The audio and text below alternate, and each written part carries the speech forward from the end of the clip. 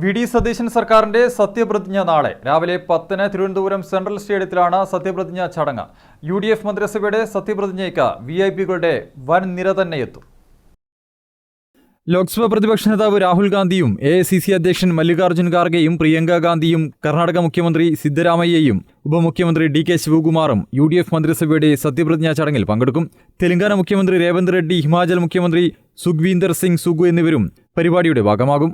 സത്യപ്രതിജ്ഞാ ചടങ്ങ് നടക്കുന്ന സെൻട്രൽ സ്റ്റേഡിയത്തിൽ കർശന നിയന്ത്രണമാണ് ഏർപ്പെടുത്തിയിരിക്കുന്നത്. പാസ്സുള്ളവർക്ക് മാത്രമാകും പവലിയനിൽ പ്രവേശനം നൽകുക. പന്തലിനുള്ളിൽ 12,000 പേർക്ക് ഇരിക്കാനുള്ള സൗകര്യമൊരുക്കിയിട്ടുണ്ട്. മഴ സാഹചര്യം കണക്കിലെടുത്ത് പുറത്ത് ഗ്യാലറിയും പന്തലും തയ്യാറായിട്ടുണ്ട്. നാളെ രാവിലെ 8 മുതൽ സ്റ്റേഡിയത്തിലേക്ക് പ്രവേശനം അനുവദിക്കും. 3 ഗേറ്റുകൾ വഴിയാണ് പൊതുജനങ്ങൾക്ക് സ്റ്റേഡിയത്തിലേക്ക് പ്രവേശനം അനുവദിക്കുക. VIP പ്രവേശനത്തിന് മാത്രമായി ഒരു ഗേറ്റ് തയ്യാറാക്കിയിട്ടുണ്ട്. പാസ് ലഭിക്കാത്ത പാർട്ടി പ്രവർത്തകർക്കും പൊതുജനങ്ങൾക്കും സത്യപ്രതിജ്ഞാ ചടങ്ങ് കാണുന്നതിനായി നഗരത്തിന്റെ വിവിധ ഭാഗങ്ങളിൽ LED സ്ക്രീൻ ഒരുക്കുന്നുണ്ട്. മുഖ്യമന്ത്രി ഉൾപ്പെടെ 12 മന്ത്രിമാരാകും കോൺഗ്രസിൽ നിന്നുണ്ടാവുക.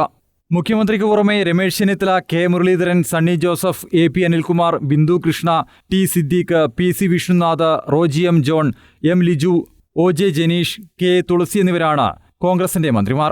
മുസ്ലിം ലീഗിന് 5 മന്ത്രിമാർ ഉണ്ടാവും. PK Kunhalikutty, KM Shaji, N Shamsuddin, PK Basheer, VE Abdul Gafoor എന്നിവർ ലീഗ് മന്ത്രിമാരാകും.